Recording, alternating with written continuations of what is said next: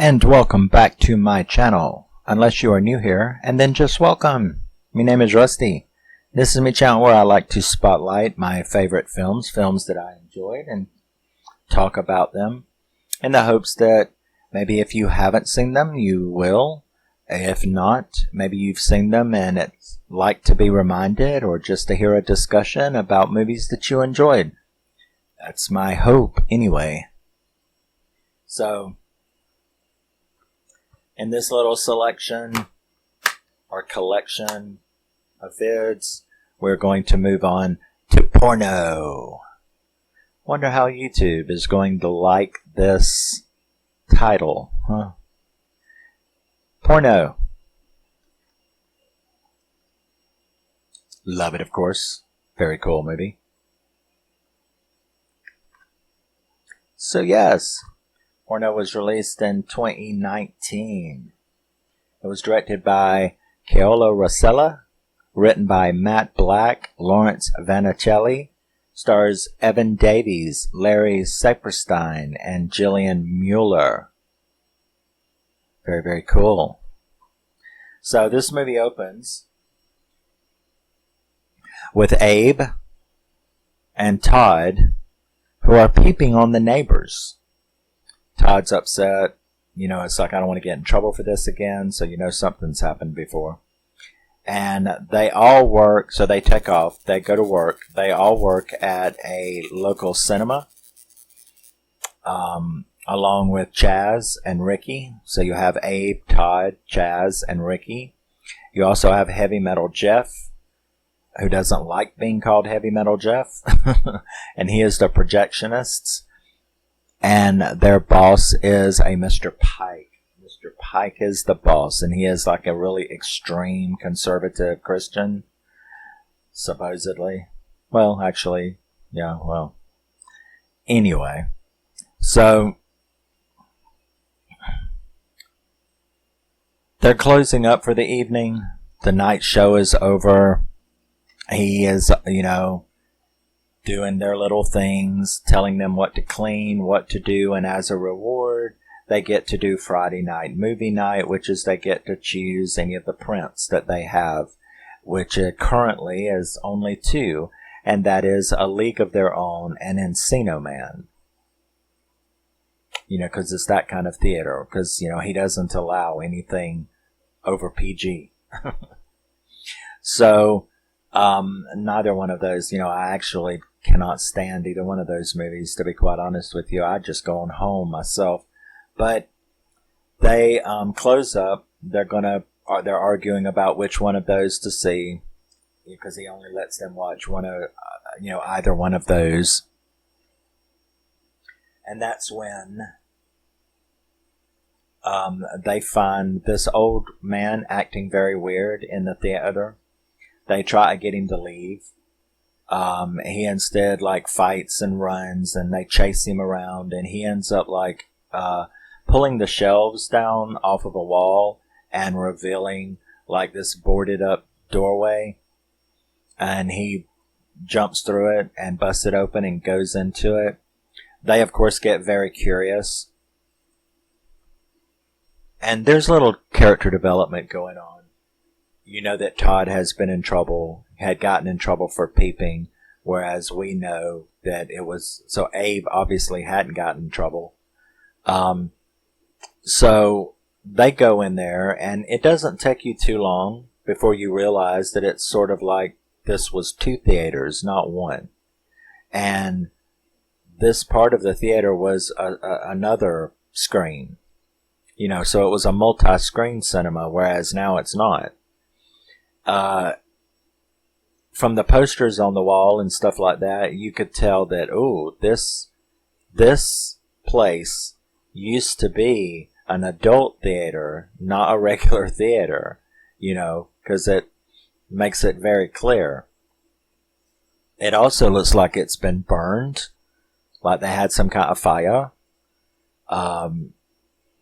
They end up finding the film room, and most everything has been destroyed, but they do find one print that is not.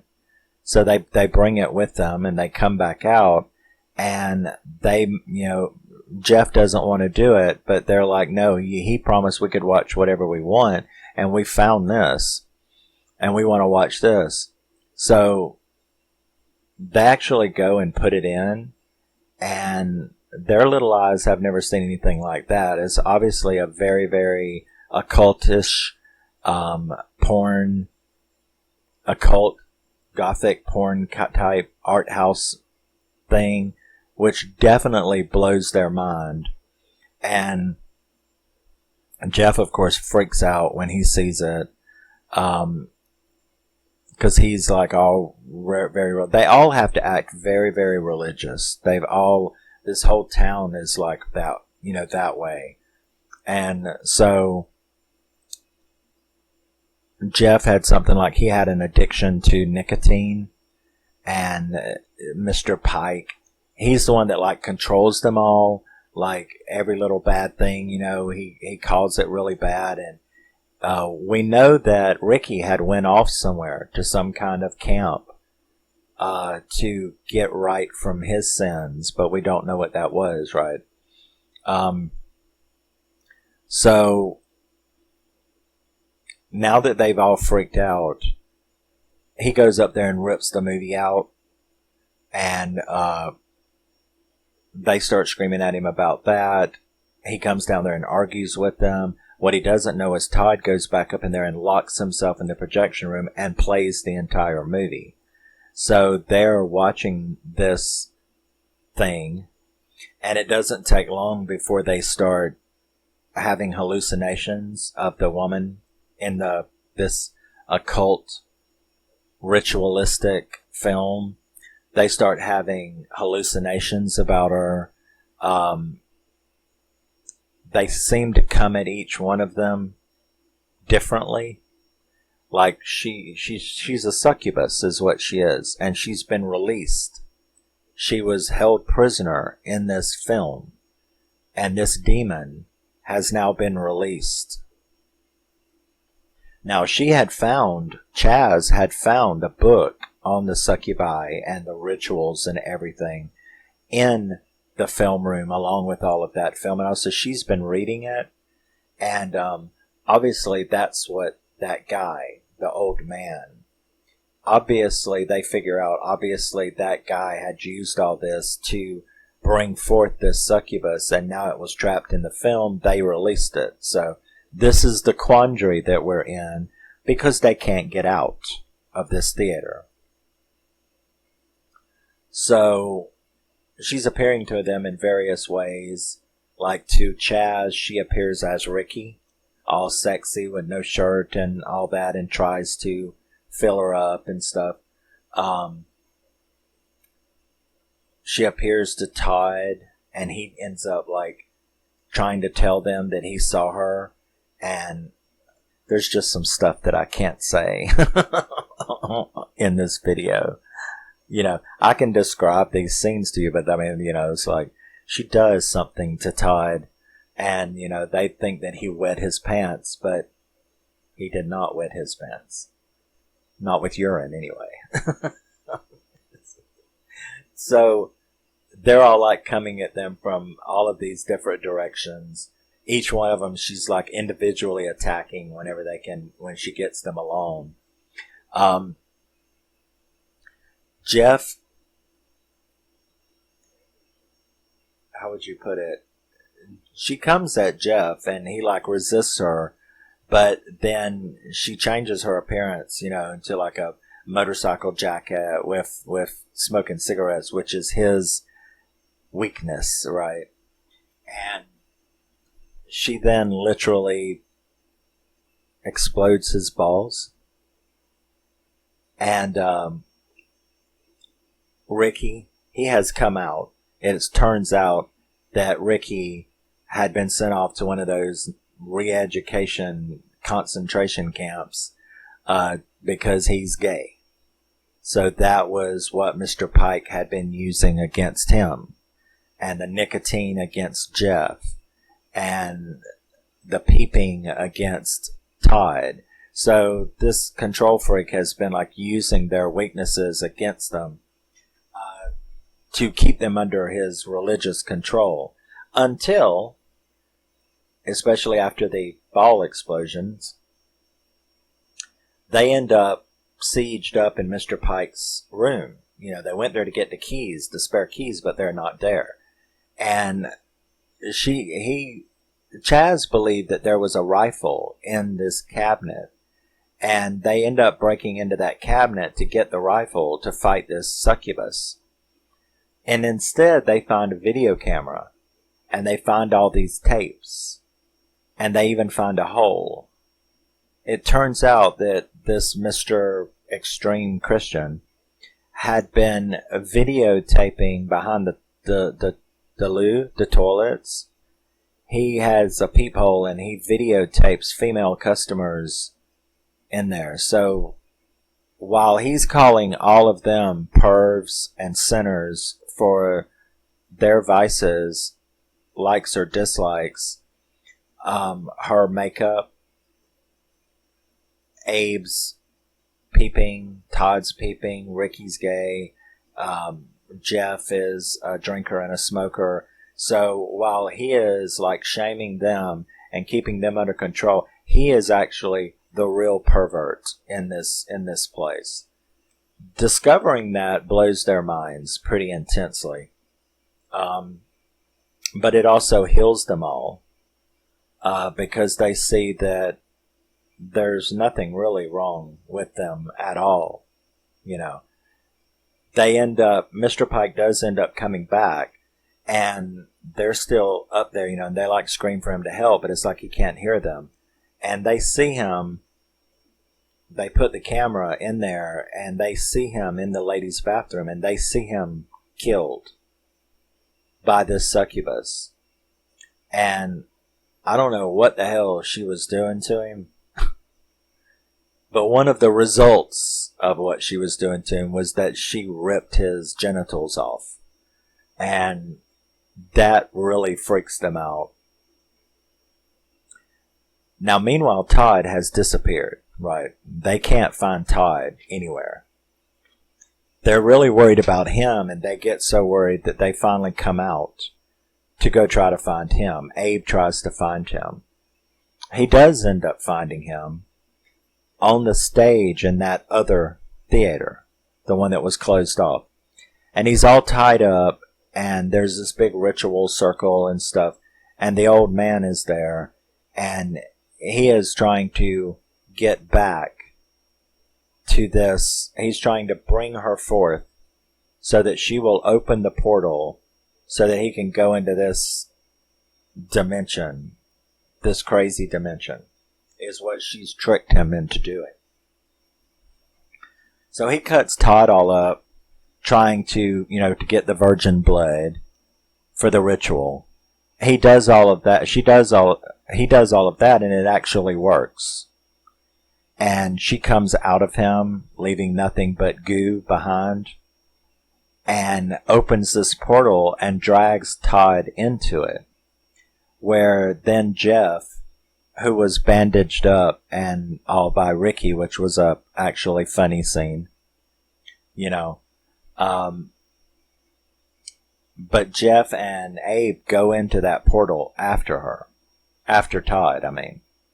So that leaves Chaz and Ricky, who want to, she's got the book, so she gets all the stuff together, and she has to admit that she's not a virgin, because, you have, part of it was the virgin, right?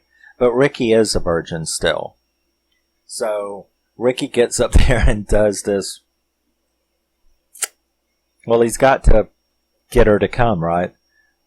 To them. So what they want to do is that they have the tools needed to kill her, right?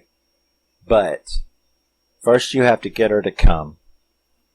When she comes, in whatever form she's going to come in, you then have to wait until she reveals her real self, and that's the only time that you can kill her with the correct weapon. So they've got all this ready, and they do the ritual, and it's funny because since she can't, because she's not a virgin, so she can't use her blood, So Ricky has to go up there and kind of admit what he likes and what he is, because that's the only way to tempt her into coming. So he does like a strip tease, which is hilarious. And then, of course, she appears and as this really, really sexy stripper-like guy who comes over there and starts making out with him. But she is ready with the bells, which is the final thing of the ritual. And she's going to do it, which is going to bring forth. And there's something else going on, but you'll have to watch it to see. So she finally does that, and the beast, comes to. He misses her though with the sacred knife, and she starts like slashing him up. But Chaz jumps up on stage, manages to stab her. Now, meanwhile, you've dealt with this whole other side of the story, which was Todd and Abe and Jeff experiencing this other little hell dimension, like from Hellraiser, And so they're in this hell dimension where Todd is really coolly possessed, to tell you the truth. He looked really cool possessed. So they're over there dealing with all of that, which is really cool part of the movie as well, while they're here trying to get them by crashing this dimension by killing her or retrapping her. So using the knife, the ritual works. They retrap her into the print, the film print, and Abe and Todd and Jeff appear back from the dimension, since now the dimension's been shut down. And all is happy, not happy, because Jeff has no balls. And Todd is kind of damaged as well. And Ricky is all cut up, but they're alive. They've all managed to live through it. So that's actually, I didn't really think about it, but when it comes right down to it, we have 5 cast members, right? Ricky, Chaz, Abe, Todd, and Jeff. And Mr. Pike was the only one to die, and he deserved it, in my opinion. But your 5 stars, none of them died. They got hurt really badly. and will be traumatized for the rest of their life. But not only when the movie was over, they were free of their self-hatred. So they may have been damaged, but they were freed from their self-hatred and better for it, and went through one hell of a time. And they did talk about, well, what are we going to do? We have to make sure this film is never seen again, to release her again. And they were just like, we've learned our lesson, so together for the rest of our lives, we will all make sure this movie is stayed locked away. We always know where it is. And that's how the movie ends. I highly, highly enjoyed this movie. I thought it had a lot of really good tropes. Kept me entertained, kept me having fun. I laughed a little. Well, I laughed a lot, actually. Because there was some funny shit. So I laughed a lot. It's a kind of touchy subject matter, There is nudity of both. So they evened it out, which was good. And yeah, there's no complaints. I really, really enjoyed this movie. It's a great movie. I am very, very happy to have it in my collection. This is Porno from 2019. Supernatural horror, demonic possession. And I guess it's a creature feature, right? Because she's a demon. So you got supernatural and you got possession in it. And a lot of really, really, really gross shit that happens in it. And that's Porno. Let me know if you've ever seen it. If not, maybe you should give it a try. If you're a collector, it is definitely worth having in your collection. I liked the messaging behind the allegories and the messaging behind this movie. People suffering with their self-hatred,